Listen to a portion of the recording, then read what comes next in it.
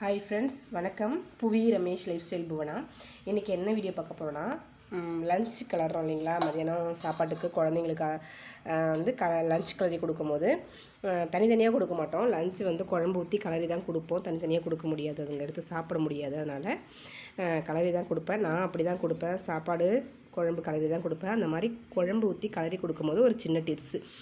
இன்றைக்கி வந்து கொத்தவரங்காய் காரக்குழம்பு தான் வச்சுருக்கேன். இதுதான் இப்போ சாப்பாட்டில் கிளறி கொடுக்க போகிறேன்.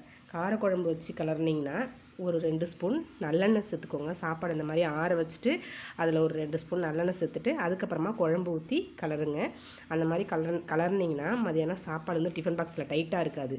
அதே மாதிரி சாம்பார் ஊற்றி கலர்றீங்க அப்படின்னா ஒரு ஸ்பூன் இல்லைன்னா 2 ஸ்பூன் நெய் ஊற்றிட்டு அதுக்கப்புறமா சாப்பாடு கலர்னிங்கன்னா மதியானம் சாப்பாடு எடுக்கும்போது ஒரு மாதிரி சப்புன்னு இருக்கும் இல்லைங்களா, அந்த மாதிரி டேஸ்ட் இருக்காது.